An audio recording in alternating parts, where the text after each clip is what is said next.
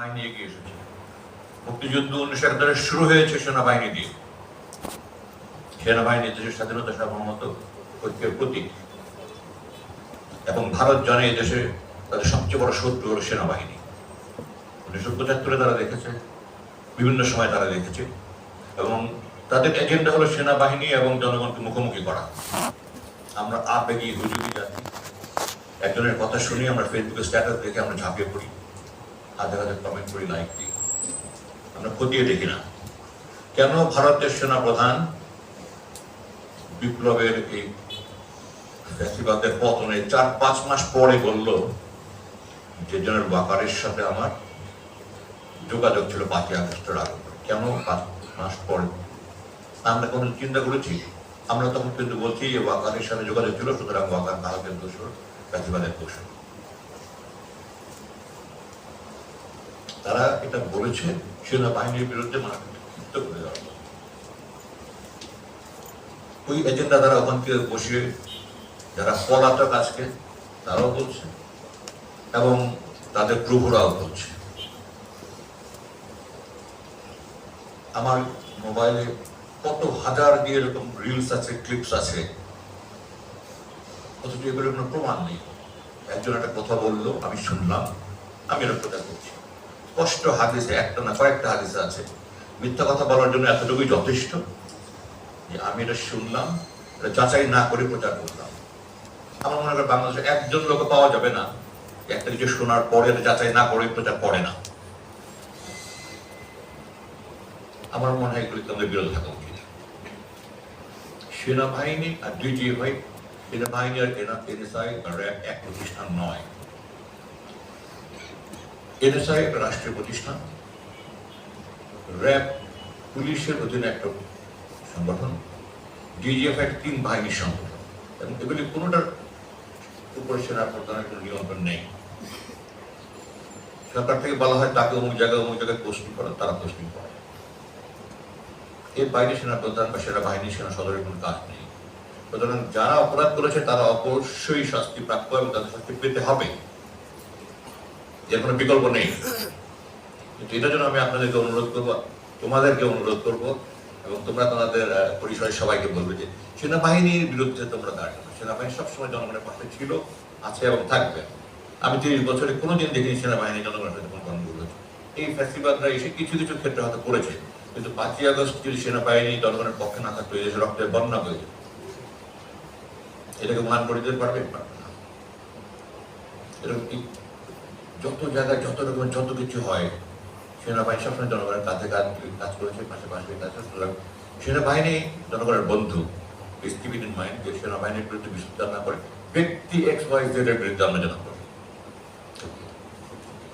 আমি আজকে আমাকে আমার নাম বলার আগে বলা হলো আমি অভিজ্ঞতা বর্ণনার জন্য। আমি অভিজ্ঞতা বর্ণনা করতে আসিনি, কারণ আমার এই 69,794 ঘন্টার অভিজ্ঞতা, এই বিভীষিকা আমার জীবনের অভিজ্ঞতা বলতে তো 69,794 ঘন্টাই লাগবে। আর এটা তো you know only part of my sufferings. এই ফ্যাসিবাদের হাতে আমি, আমার পরিবার, অসংখ্য হাজার হাজার পরিবার কত সাফার করেছে। প্রত্যেকটা নিয়ে একটা উপন্যাস হতে পারে, একটা সিনেমা হতে পারে। আমার পরিবারের সাথে যা হচ্ছে এটা নিয়ে তো 10টা সিনেমা হতে পারে। এগুলো বর্ণনা আপনারা যারা আগ্রহী, প্লিজ আমার নাম দিয়ে ইউটিউবে সার্চ করে, আমি শত শত সাক্ষাৎকার দিয়েছি পর্যন্ত, আমি ওগুলো বর্ণনায় যাবো না। আমি লুক এহেড, আমরা পিছনের দিকে তাকিয়ে কোনোদিন আগে বাড়তে পারবো না। আমি কিছু ভবিষ্যতের দিকে তাকিয়ে কিছু কথা বলতে চাই। আমি ফ্যাক্টস অ্যান্ড ফিগার্স আলোচনা করতে চাই না, আমি কিছু ভিশন নিয়ে কথা বলতে চাই। আমাদের সবচেয়ে বড় সমস্যা হলো আমরা সংকর জাতি। We can never think alike, এই জন্য আমরা ইউনাইটেড নয়, আমরা আমাদের মধ্যে ঐক্য নেই। এত ছোট একটা দেশ, পৃথিবীর কোথাও মানুষের মধ্যে এত বিভেদ নাই, আমাদের মধ্যে এত বিভেদ। আমরা দুজনে মিলে একটা দল করি, ওই দল কয়েকদিন পরে ভেঙে দুটা হয়ে যায়, একটা আমার নাম ব্র্যাকেটে, আরেকজন আমার পার্টনারের নাম। কয়েকদিন পরে আমার দলও ভেঙে যায়। এটা নিয়ে একটা হানিফ সফেদের প্রোগ্রাম করেছিল, আমার নিজের লোকেই নিজের বলি মনে হয় না।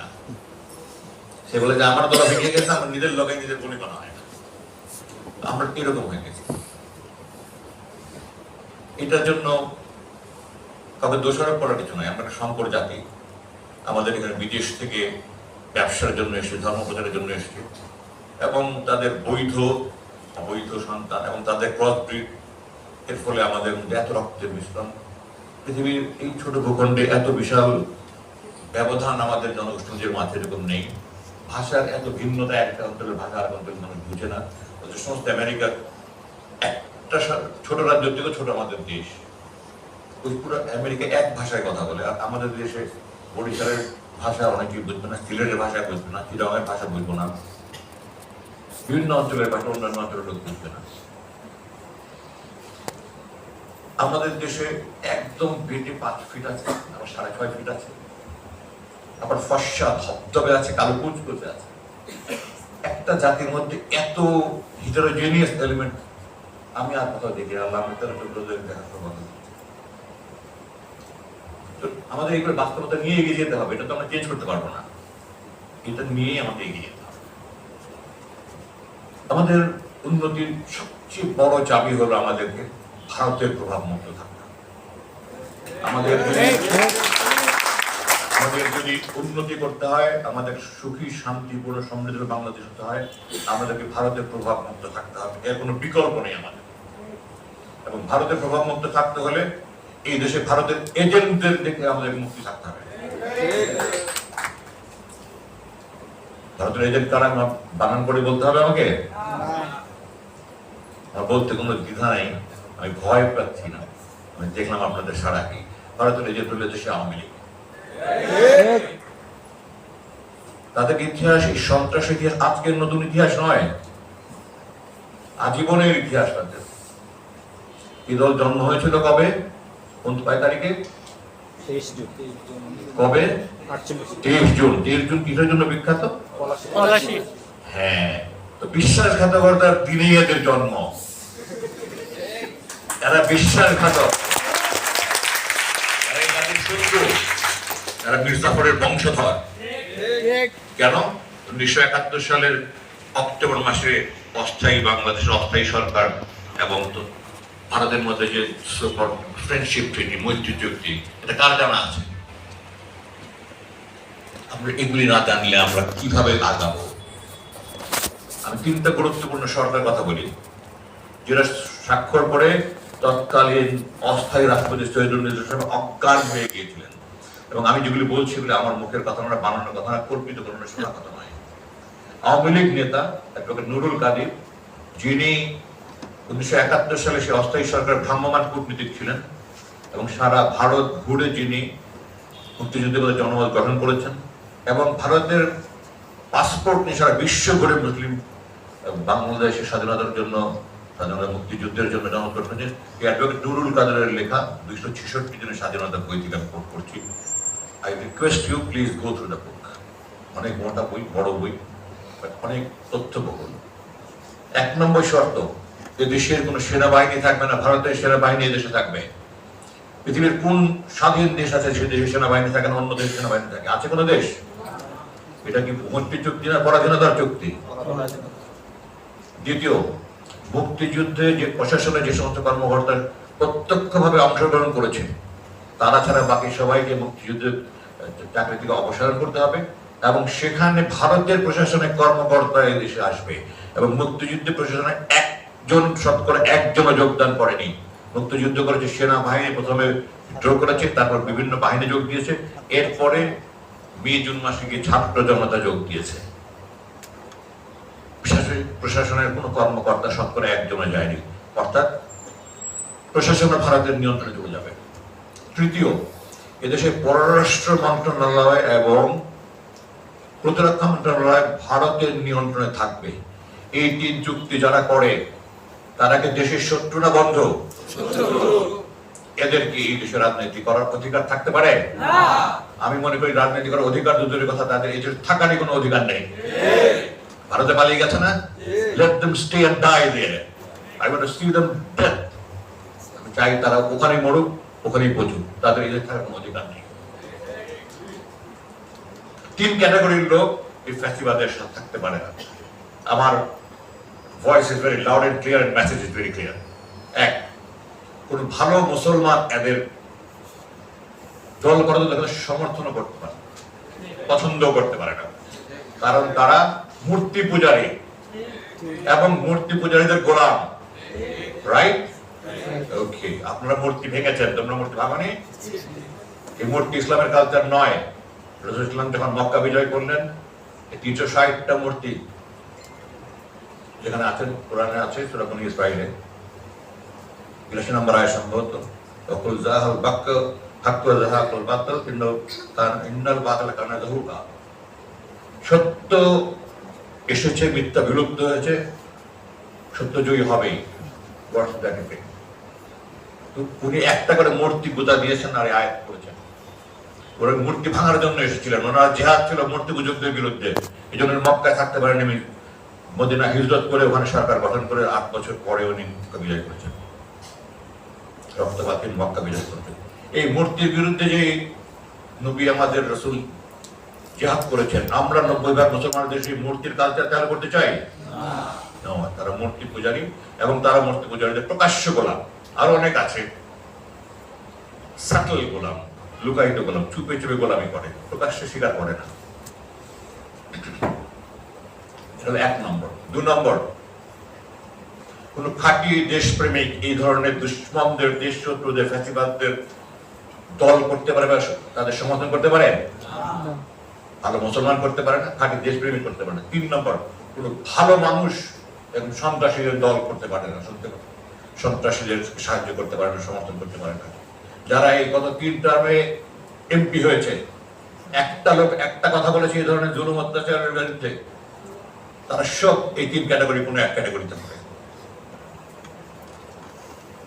তো আমাদের ভারতের প্রভাব মুক্ত থাকতে হলে এই দলের রাজনীতি আমাদের বন্ধ করতে হবে। জনমত বলে অনেকেই বলে যে জনগণের সিদ্ধান্ত নেবে। জনগণের সিদ্ধান্ত নিয়েছে, জুলাই আগস্টে জনগণ সিদ্ধান্ত নিয়েছে যে এদের কোনো অধিকার নাই এদের রাজনীতি করার। 32 নম্বর ভেঙে জনগণ দেখে দিয়েছে, যদিও আমি এই ধরনের ভাঙচুর আমি নীতিগতভাবে পছন্দ করি না, কিন্তু জনগণের রাগ রোষের বহিঃপ্রকাশ ঘটেছে। আবার নতুন করে জনগণ কি করবে? ওই পাশ থেকে বলে যে নন ইলেক্টেড গভর্নমেন্ট, এদিক থেকে কেউ কেউ বলে অনির্বাচিত সরকার। নির্বাচন মানে কি? আমাদের খলিফারা কয়জন ব্যালট পেপারে সিল দিয়ে নির্বাচন হয়েছে? নির্বাচন হলো জনগণের কণ্ঠ, তারা জনগণের কণ্ঠ ভোটেই সরকার নির্বাচিত হয়েছে, হয়নি? উনি কি দুপুরে এসে জুড়ে বসছেন? দশের এদের জনগণই যারা বিপ্লব করেছে তারাই তো তাকে বসিয়েছে। উনি জনগণের নির্বাচিত না কেন? উনি হয়তো ব্যালট বাক্সে ব্যালট পেপারে সিল দিয়ে উনি নির্বাচিত না, but he is elected, not পোলের মাধ্যমে ইলেক্টেড না, বাট পিপলের কণ্ঠ ভোটে উনি ইলেক্টেড। এই আওয়ামী লীগকে আমাদেরকে এই দেশে আর রাজনীতি করার কোনো অধিকার নেই, তাই এটা রাজনীতির বিরুদ্ধে আমাদের সবসময় সোচ্চার থাকতে হবে। আমরা যদি আওয়ামী প্রভাব মুক্ত থাকতে পারি, আমরা অনেক এগিয়ে যেতে পারবো। এই দিয়ে যদি আওয়ামী প্রভাব মুক্ত থাকতে আমরা অনেক এগিয়ে যাবো। এবং এরা শুধু দেশের দুশ্মন, তারা ইসলামের দুশ্মন। পাকিস্তান আমলে ক্লাস 6 থেকে 8 পর্যন্ত আরবি পড়া বাধ্যতামূলক ছিল, আমরা পড়েছি। ক্লাস 6 থেকে 10 পর্যন্ত ইসলামিয়াত শিক্ষা বাধ্যতামূলক ছিল। 72 সালে এই দুটা বন্ধ করে দেওয়া হয়েছে। 72 সালে এই দুটো শিক্ষা বন্ধ করে দেওয়া হয়েছে। ফজলুল হক মুসলিম হল হয়ে গেছে ফজলুল হক হল, সলিমুল্লাহ মুসলিম হল হয়ে গেছে সলিমুল্লাহ হল। ব্যারিস্টার নজিব বলেছে কাজী নজরুল ইসলাম হল কাজী নজরুল হয়ে গেছে। তারা ঢাকা বিশ্ববিদ্যালয়ের লোগোতে কোরআন শরীফ ছিল, তারা কোরআন শরীফ ঘুরিয়ে দিয়েছে। কিসের মুসলমান থাকা?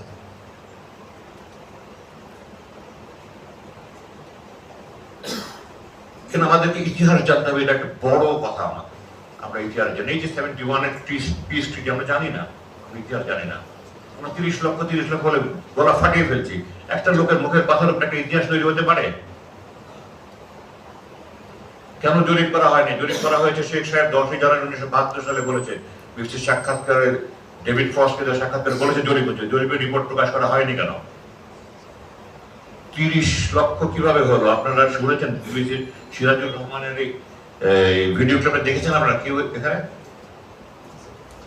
ওকে, উনি বলেছেন যে 3 লাখ বলতে গিয়ে, উনি তো শেখ সাহেব সম্পর্কে বলেন, সিরাজুর রহমান সাহেব বিবিসি বাংলা বিভাগের প্রধান ছিলেন, উনি বলেছেন যে সাক্ষাৎকারে ওনাকে জিজ্ঞাসা করা হয়েছে, তো উনি লন্ডনে সিরাজুর রহমান সাহেবের দিকে তাকিয়ে জিজ্ঞাসা করেছেন। সিরাজুর রহমান সাহেব বলেছেন যে এখনো তো সুনির্দিষ্ট কোনো চুরি হয়নি, তবে আনুমানিক হয়তো 3 লাখ হবে। তো বাংলায় 1000-এর পরে লাখ, ইংরেজিতে 1000-এর পরে মিলিয়ন, একটা শূন্য যে বেশি এটা উনি জানতেন না শেখ সাহেব। উনি বলে 3 মিলিয়ন। এইটাই আমাদের বাক্য হয়ে গেছে। আমি জানি যে শেখ সাহেব আল্লাহর থেকেও উপরে। আল্লাহ কোরআনে বলেছেন আল্লাহর একত্বে, আল্লাহর অস্তিত্বে এবং আল্লাহর পূর্ণত্বে বিশ্বাস করতে হবে। কোরআনের এই আল্লাহর ব্যাপারে কিন্তু এই তিনটা ভেরি ইম্পর্টেন্ট। 1 নম্বর আল্লাহর অস্তিত্ব, তারপর আল্লাহর একত্ব, তারপর আল্লাহর পূর্ণত্ব। এটার জন্য আল্লাহ কোরআনে শত শত আয়াত নাযিল করেছেন। আল্লাহ শুধু বলেই খালাস হয়নি, আল্লাহর কথা বিশ্বাস করার জন্য শত শত কোরআনের না আয়াত নাযিল করেছেন। রাসূল সাল্লাল্লাহু আলাইহি ওয়াসাল্লাম যখন মদিনা যাওয়ার আগে, মদিনা থেকে সাহাবীরা এসছে, দলের দলের লোক এসছে, উনি যে শপথ নিয়েছেন, বাড়িতে কি বলে এটাকে, ইসলামিক স্টাডিজ ছাত্ররা কোথায়?